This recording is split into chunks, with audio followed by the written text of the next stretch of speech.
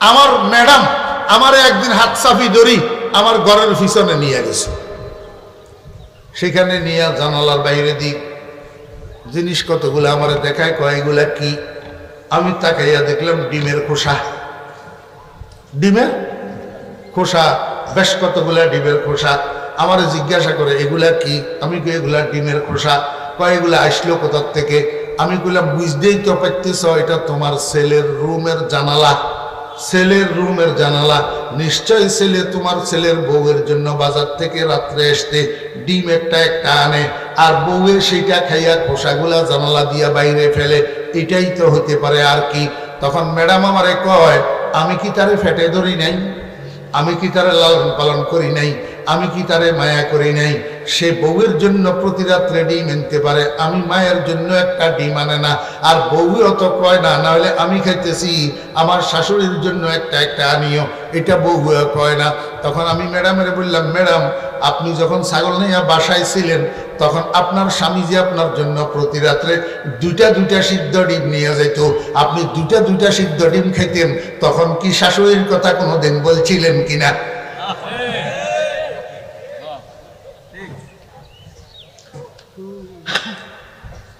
এবার তো আপনি সবসময় উল্টা, আপনি সবসময় উল্টা। বুঝে থাকলে বলেন তো আমি উল্টা কইলাম না বাল্টা কইলাম? বাল্টা না কইলাম। এখন আমারে কয় আমি নাকি সবসময় উল্টা। আসলে আমি উল্টা না, উনি উল্টা। উনি যখন বউ ছিলেন উনি স্বামীর আনা দুটা দুটা সিদ্ধ ডিম প্রতি রাত্রে খাইতেন, তখন ভালো লাগতো। এখন ছেলে ছেলের বউয়ের জন্য একটা একটা সিদ্ধ ডিম মানে, এটা উনার এখন আর সহ্য হয়। রব্বুল আলামিন কয় ইন্নাল্লাহা ইয়া'মুরু বিল আদল। হে দুনিয়ার মানুষেরা তোমরা আদল অবলম্বন করো। আল্লাহ পাক তোমাদেরকে আদল অবলম্বনের জন্য নির্দেশ দিচ্ছে, অর্থাৎ তোমরা যে যে স্তরে বিচারক হিসাবে আসো, যে যে স্তরে শাসক হিসাবে আসো, যে যে স্তরে প্রশাসক হিসাবে আসো, আপন আপন স্তরে শাসন করো ন্যায়পরায়ণতার সাথে, ইনসাফের সাথে। তোমরা যার যার স্তরে বিচার করো ন্যায়পরায়ণতার সাথে। অদুস্থ হাইকোর্ট আর সুপ্রিম কোর্ট, জজ কোর্ট, আদালত যেরকম একটা বিচারালয়, আপনার পরিবারটাও একটা বিচারালয়। আপনার পরিবারের জন্য বিচারক আপনি, জজ আপনি। আপনার ঘরের মধ্যে আল্লাহু আকবার দুইটা মহিলা আছে। কয়টা মহিলা? কয়টা? দুইটা। একটা আপনার ওয়াইফ আর একটা আপনার মেয়ে, দুইটা মহিলা। আপনার একটা ছেলেও আছে, ছেলেটাকে এখনো বিয়ে করার নাই। যতদিন ছেলেটাকে বিয়ে করার নাই ততদিন পরিবারের সমস্ত কাজকর্মরা এই দুইজন মহিলাই করছে। একজন হলো আপনার ওয়াইফ আর একজন হলো আপনার মেয়ে। কিছুদিন পরে ছেলেটাকে যখন বিয়ে করাইছেন, আমার বেয়েরা দোস্ত আবাব, এই ছেলের বউ ঘরে আসার সাথে সাথে ঘরের এই দুইজন মহিলা এখন নবাব হইয়া গেছে। এই দুইজন মহিলা এখন নবাব হইয়া গেছে। এখন একটা কাজও আর এই দুইজন মহিলায় করে না। ঘর ঝাড়ু দেয় না, থালা বাসন গুলা ধোয় না, হাঁড়ি ফাতিল গুলা ধোয় না, তরকারি কাটে না, মাছ কাটে না, গোশত কাটে না। এখন সমস্ত কাজের দায়ভার যাইয়া পড়ছে ছেলের বউয়ের উপর। আমাদের দেশের মানুষেরা ছেলে বিয়ে করাইলে মনে করে ছেলের বউ না, একটা চাকরানি বুঝি ঘরে ঢুকলো। হক কথায় আহমক বেজার, গরম বাতে বিড়াল বেজার, কইলে মাইর খায়, না কইলে বাপে আরাম খায়। একতরফা ওয়াজ আর কত জীবন করব? আল্লাহর দরবারেও তো জবাব দিতে হবে। এখন ছেলে বিয়ে করেছে, ছেলের বউ ঘরে ঢুকার পরে ঘরের আগের যেই দুইজন ফ্যামিলি মেম্বার মহিলা আছে ওনারা দুজন এখন সাহেব হইয়া গেছে। এখন ওনারা আর কোনো কাজ করে না। তো একটা মহিলা বেচারি সকাল থেকে সন্ধ্যা পর্যন্ত কাজ করতে করতে থকে যায়। ও ভাইরা, এইভাবে করতে করতে প্রথম প্রথম নতুন নতুন 6 মাস পর্যন্ত করছে। 6 মাস যখন গেছে এখন আস্তে আস্তে পিছু টান দিছে। এখন কয় না, এইভাবে গাদার খাটুনি খাটা আমার পক্ষে সম্ভব না। তোমরা পায়ের উপরে পা উঠাইয়া উঠাইয়া খাইবা আর আমারে চাকরানির মতো ব্যবহার করবে, এটা আমার দ্বারাই হবে না। আস্তে আস্তে পিছু টান দিছে। এখন যখন পিছু টান দিছে, এই শুরু হইল ঘরের মধ্যে বেজাল। কে কে? ননদে আর ভাবিয়ে। ননদে আর ভাবি বেজাল শুরু হয়েছে। আমার বেইরা দোস্ত আবার কি লইয়া বেজাল শুরু হইল? কাজ লইয়া। এই কাজ লইয়া ননদ আর ভাবি একদিন লাগছে ঝগড়া লাগি একজনে আর একজনের আল্লাহু আকবার যেমন পারছে এমন গালিগালাজ করছে। আপনার দোকান কটিয়াদি বাজারে, রাত্রে 10টার সময় দোকান বন্ধ করি, আপনি কটিয়াদি বাজার থেকে বাড়িতে এসেছেন, এমনি ঘরে ঢুকার সাথে সাথে আপনার মেয়েটা ফি ফি করে কান্দে আর কয়, আব্বা ভাবি আমার সাথে ঝগড়া লাগছে, আমারে ভাবি গালাগালি করছে, শুধু আমারে না আপনারে আপনার 14 গোষ্ঠীরে গালি দিছে। কান্নাকাটি করি। মেয়ে যখন আপনার কাছে বাদী হয়েছে, আপনি কি করলেন? আপনি সাথে সাথে ছেলের বউকে ডাকলেন, ডাকি এমন গালি দিলেন তার 14 গোষ্ঠী ধরি গালিগালাজ করে ছাড়িয়ে দিলেন মেয়ের কথা ধরে। কোন রকমে রাতটা কাটছে। সকাল যখন হইছে, এখন ছেলের বউ বাপের কাছে ফোন করছে, আব্বা আমি এই বাড়িতে আর 1 মিনিটও থাকবো না, আমাকে এখান থেকে নিয়ে যাও। রাত্রে আমার শ্বশুর আমাকে এমন গালিগালাজ করছে, তোমাকে ধরি আমার 14 গোষ্ঠী ধরি গালিগালাজ করছে, আমি এইখানে গাদার খাটুনিও খাটবো, আবার গালিগালাজও শুনবো, এটা আমার দ্বারা সম্ভব না, আমারে নিয়ে যাও। টেলিফোন ফাইয়ার সাথে সাথে আসছে বেআই আসছে, এবার 2 বেআইতে লাগি বসে রয়েছে। শেষ পর্যন্ত সম্পর্কটা বিচ্ছিন্ন হয়ে গেছে। আমার বেহরাত দোস্ত আবাব, কারণটা কি? কারণ হইল বেইনসাফির বিচার। কারণ কি? বেইনসাফির বিচার।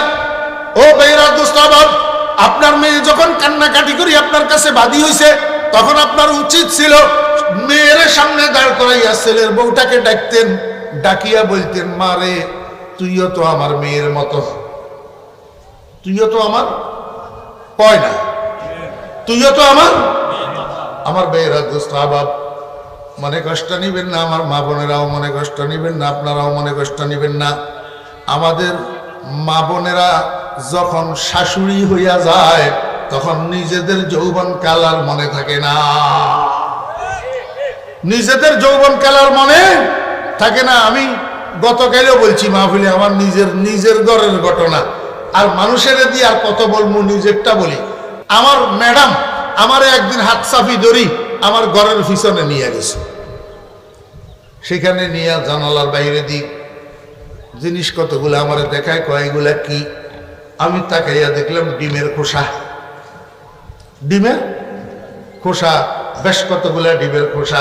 আমারে জিজ্ঞাসা করে এগুলা কি? আমি কই এগুলা ডিমের খোসা। কয়গুলা আসলো কোথার থেকে? আমি কইলাম বুঝতেই তো পারতেছ, এটা তোমার ছেলের রুমের জানালা, ছেলের রুমের জানালা। নিশ্চয় ছেলে তোমার ছেলের বউয়ের জন্য বাজার থেকে রাত্রে আসতে ডিম একটা আনে, আর বউয়ের সেইটা খাইয়া খোসাগুলা জানালা দিয়া বাইরে ফেলে, এটাই তো হতে পারে, আর কি? তখন ম্যাডাম আমারে কয়, আমি কি তারে ফেটে ধরি নাই? আমি কি তারে লালন পালন করি নাই? আমি কি তারে মায়া করি নাই? সে বউয়ের জন্য প্রতি রাত্রে ডিম আনতে পারে, আমি মায়ের জন্য একটা ডিম আনে না, আর বউও তো কয় না, না হলে আমি খাইতেছি আমার শাশুড়ির জন্য একটা আনিও, এটা বউ কয় না।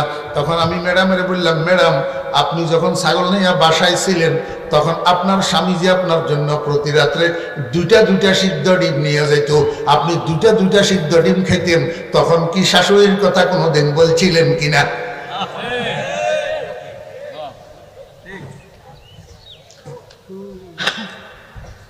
এবার তো আপনি সবসময় উল্টা, আপনি সবসময় উল্টা। বুঝে থাকলে বলেন তো, আমি উল্টা কইলাম না বাল্টা কইলাম? বাল্টা না কইলাম। এখন আমারে কয় আমি নাকি সবসময় উল্টা। আসলে আমি উল্টা না, উনি উল্টা।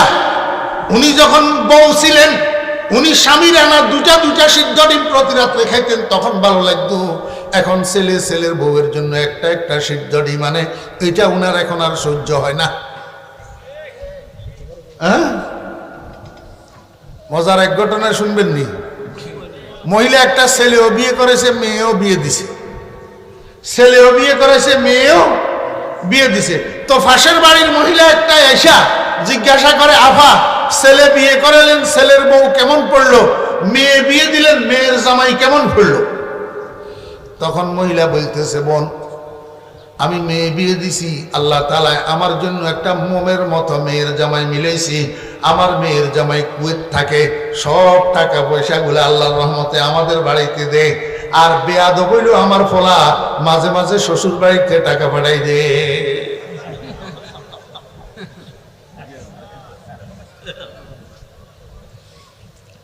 যেগুলা হাসে না এগুলা বুঝে নাই আবুল।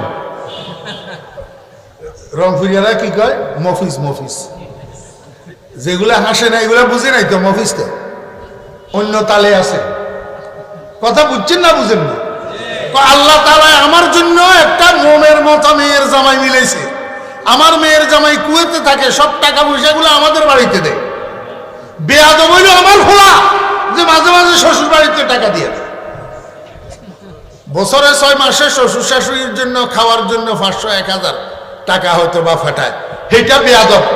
আর উনার মেয়ের জামাই মা বাবার মাথায় লাথি মারি সব টাকা পয়সাগুলো শ্বশুর বাড়িতে দে, এটা বলে মোমের মতো মেয়ের জামাই। ইনসাফের ঘরে আগুন লাগছে নিয়ে এবার বলেন।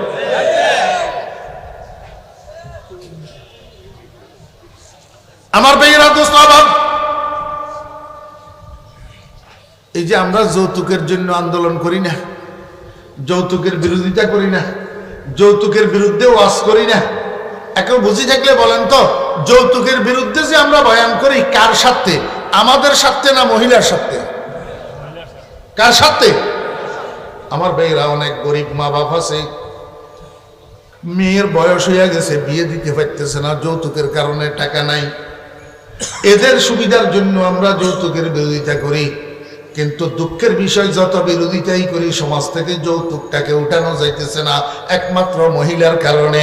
যৌতুকের বিরোধিতা করতেছি মহিলার স্বার্থে, আর যৌতুকটাকে ধরে রেখেছে এই মহিলারা। যৌতুকটাকে ধরে রেখেছে কে? এই মহিলারা। কেমনে ধরে রেখেছে? আপনাদের এলাকায় মনে হয় নাই, মেয়ের বাপে ছেলের বাপের বাড়িতে, মেয়ের বাপে ছেলের বাপের বাড়িতে কিছু দেওয়া লাগেনি আপনাদের দেশে? জি, কি দেওয়া লাগে বলেন না? একবার বিয়ের পরে কোরবান আসলে ছাগল টাগল দেওয়া লাগেনি? রমজান আসলে ইফতারি দেওয়া লাগেনি? আম কাঁঠালের সিজনে আম কাঁঠাল দেওয়া লাগেনি? আমার বেয়েরা দোস্ত আর বাবেরা, এই যে ছেলের শ্বশুর বাড়ির থেকে জিনিসগুলা আসে, এই জিনিসগুলা কতটুকু, কি বেশি কি কম, এইটা নিয়ে ছেলের আব্বাই ঘাটাঘাটি করে না, এইটা লইয়া ঘাটাঘাটি করে মা এত কম কেন দিল, এত কম কেন দিল, আমি আত্মীয় স্বজন কিভাবে বুঝাবো, এই সমস্ত কথা কয়। ছেলের বউয়ের সাথে খটার খটার খটার খটার করে, শ্বশুরে নয় শাশুড়ি খটর খটর করে। আমার ভাইয়েরা দোস্ত অভাব, তো যেই মহিলার জন্য আমরা যৌতুকের বিরোধিতা করি সেই মহিলাই তো যৌতুকটাকে ধরে রেখেছে, মহিলাই তো যৌতুকের জন্য খটখট খটখট করে। হ্যাঁ, ইনসাফের করে আগুন লাগছে না? মনে আছে না ভুলে গেছেন? আপনার জন্য উচিত ছিল যখন আপনার মেয়ে আপনার কাছে বাদী হয়েছে ছেলের বউয়ের বিরুদ্ধে, আপনি তখন ছেলের বউটাকেও সামনে ডাকতেন, ডাকি দুজনকে একসাথে দাঁড় করাইয়া ছেলের বউকে বলতেন, বাবারে তুইও তো আমার মেয়ের মতো, তুইও আমার মেয়ের দোস্ত অভাব। আপনার মেয়েটা যেরকম আপনার আদরের দুলালি, আপনি যেই মেয়েটাকে বিয়ে করে আনছেন সেটাও আরেকজনের আদরের দুলালি। আপনাকে এই কথা চিন্তা করতে হবে। আপনার মেয়েটা যেরকম এইখানে রাজকীয় ভাবে খাইতেছে, অন্যরা রান্না করে দিতেছে, এই মেয়েটাও আরেকজনের ঘরে রান্না করে দিছে, তাকে খাওয়াইছে, মায়ের রান্না করি করি আদরের দুলালি হিসাবে খাওয়াইছে। এখন নতুন মানুষ স্বামীর বাড়িতে আসি, শ্বশুর বাড়িতে আসি, কাজ করা শুরু করছে, একটু ভুল ভ্রান্তি হলে আপনার মেয়েটার ভুল ভ্রান্তি আপনি যেরকম স্যাক্রিফাইস করতে পারেন, ছেলের বউয়ের ভুল ভ্রান্তি স্যাক্রিফাইস কেন করতে পারেন না? আপনার মেয়েটাকে আপনি মেয়ে মনে করেন, ছেলের বউটাকে কেন মেয়ে মনে করেন না? আমার মায়েরা বোনেরা, আপনার মেয়েটাকে আপনি নিজের মেয়ের মতো দেখেন, ছেলের বউটাকে নিজের মেয়ের মতো কেন দেখেন না? যেই শ্বশুর শাশুড়ি ছেলের বউকে নিজের মেয়ের মতো দেখে, 1 নম্বরে সেই ঘরের মধ্যে কোনো অশান্তি নাই, 2 নম্বরে সেই ঘরের মধ্যে শ্বশুর শাশুড়ি শান্তিতে থাকে। আপনি নিজের মেয়ে হইলে কি হবে? নিজের মেয়ে আপনার খেদমত করবে না, আপনার সেবা করবে না। নিজের মেয়েকে তো আপনি বিয়ে দিয়ে দিবেন, সে পরের ঘরে যাইয়া আরেক জায়গায় নিজের স্বামীর খেদমত করবে, নিজের শ্বশুর শাশুড়ির খেদমত করবে। আপনার খেদমত করার জন্য সেই সুযোগ আপনার মেয়ে পাবে না, আপনার খেদমত করবে আপনার ছেলের বউ। অতএব যার থেকে আপনি খেদমত পাবেন তাকে নিজের মেয়ের মতো আদর করতে আপনার অসুবিধা কি? আপনার বৃদ্ধকালে আপনার জামা কাপড়গুলা ধুইয়া দিবে ছেলের বউ, আপনার শাড়িটা ধুইয়া দিবে ছেলের বউ, আপনার জন্য খানা রান্না করবে ছেলের বউ। আপনারা স্বামী স্ত্রী দুইজন আল্লাহ না করুক একসাথে অসুস্থ হইয়া গেলে আপনাদের ঔষধগুলা বেলায় বেলায় টাইম টু টাইম খাওয়াইয়া দিবে ছেলের বউ। এই ছেলের বউকে যদি আপনি মেয়ের মতো আদর না করেন তো বৃদ্ধকালে আপনি সেবা পাবেন না। আমার ভাইয়েরা দুঃস্বভাব, যদি এই মেয়েটাকে আপনি বলতেন বাবারে তুইও তো আমার মেয়ের মতো, বলতো দেখি কি হয়েছে তোদের মধ্যে, ঝগড়া কেন হয়েছে, তখন ছেলের বউয়ের নিজেরটা স্টেটমেন্ট দিত, মেয়ের স্টেটমেন্ট তো আগেই শুনছেন। আমার ভাইয়েরা এই সময়ের মধ্যে আপনি মেয়েকে একটু বুঝাইতেন বাবারে সেও তো মানুষ, সকাল থেকে সন্ধ্যা পর্যন্ত গাদার খাটুনি খাটে, তোরা একটু তাকে সহযোগিতা করস না কেন? আজকে থেকে তোরাও তার সাথে কাজে কর্মে সহযোগিতা করবি। আর ছেলের বউকে বলবেন বাবারে তোর যদি বোন একটা থাকতো তাহলে তুই স্যাক্রিফাইস করতি না, একটু স্যাক্রিফাইস করিস, এটাও তো তোর বোনের মতো। দুজনের মিলাইয়া গলাগলি করাইয়া দিতেন। সেদিন থেকে দেখতেন আপনার ঘরের মধ্যে ননদ বা বিয়ার কোনোদিন ঝগড়া হতো না। আপনি তো বিচার করতে জানেন নাই, আপনি বিচার করছেন কুগ্রামের বিচার, আপনার বিচারের মধ্যে ন্যায় পরায়ণতা ছিল না। এই জন্য আল্লাহ পাক রব্বুল আলামিন বলেন ইন্নাল্লাহা ইয়া'মুরু, নিশ্চয় আল্লাহ তাআলা আদেশ দিচ্ছেন বিল আদলি, ইনসাফের সাথে, আদলের সাথে, ন্যায় বিচারের সাথে। আমার বেরা দোস্তাবাব, আল্লাহ পাক রব্বুল আলামিন বান্দা বানাইছেন, বান্দার সুখ দুঃখ বুঝেন, বান্দার শান্তি অশান্তি বুঝেন, গোটা দুনিয়ার মানুষ কিভাবে শান্তি পাবে, গোটা দুনিয়া কিভাবে শান্তির দুর্গে পরিণত হবে, সেই মেডিসিন আল্লাহ পাক দিয়ে দিয়েছেন। আল্লাহকে ও দুনিয়ার মানুষেরা, তোমার পরিবারের মধ্যে, তোমার বাড়ির মধ্যে, তোমার সমাজের মধ্যে, তোমার ইউনিয়নের মধ্যে, তোমার থানার মধ্যে, তোমার জেলার মধ্যে, তোমার রাষ্ট্রের মধ্যে সামগ্রিকভাবে ইনসাফ প্রতিষ্ঠা করো, ন্যায় প্রতিষ্ঠা করো। দেখবা পরিবার শান্তিময় হয়ে যাবে, সমাজ শান্তিময় হয়ে যাবে, থানা শান্তিময় হয়ে যাবে, জেলা শান্তিময় হয়ে যাবে, তোমার রাষ্ট্রের মধ্যে শান্তির বাতাস প্রবাহিত হতে শুরু করবে। ইনসাফ কায়েম করো, ইনসাফ কায়েম করো। খবরদার জুলুম করিও না, জুলুম করিও না। জুলুম করিবা শান্তির পরিবর্তে অশান্তি পাইবা। আল্লাহু আকবার।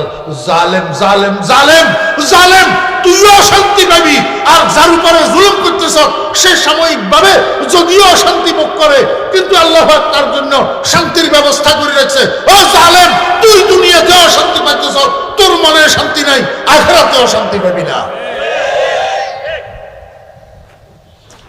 এই জন্য আল্লাহর হাবিব জনাব রাসূলুল্লাহ সাল্লাল্লাহু আলাইহি ওয়াসাল্লাম বলেন, আমার উম্মতেরা কিয়ামতের ময়দানে 7টা সূর্য হবে, তামার জমিন হবে।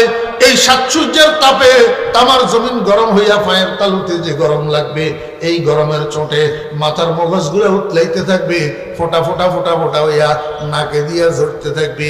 বিভীষিকাময় গরমের কারণে গোটা কিয়ামতের ময়দানের মানুষগুলা মদ খাওয়া মাতালের মতো ছুটাছুটি করবে কিয়ামতের ময়দানে। একটু ঠান্ডার তালাশে, একটু ছায়ার তালাশে, কোথাও একটু ঠান্ডা পাওয়া যায় কিনা, কোথাও একটু ছায়া পাওয়া যায় কিনা। কিন্তু আল্লাহর হাবিব জনাব রাসূলুল্লাহ সাল্লাল্লাহু আলাইহি ওয়াসাল্লাম বলেন, কিয়ামতের ময়দানে একমাত্র সুশীতল জায়গা, একমাত্র ছায়া আল্লাহ পাকের আরশের নিচের জায়গাটা হবে। কিন্তু এটা সর্বসাধারণের জন্য উন্মুক্ত থাকবে না, খোলা থাকবে না। এটার চতুর্দিকে বাউন্ডারি করা থাকবে, একদিক দিয়ে একটা গেট থাকবে, সেখানে ফেরেশতা দারোয়ান থাকবে। আমার বেরা দোস্ত আবাব, আল্লাহ পাক পক্ষ থেকে নিয়োজিত ফেরেশতারা কিয়ামতের ময়দানে ঘুরে ঘুরে 7 প্রকারের মানুষকে টিকিট প্রদান করবে।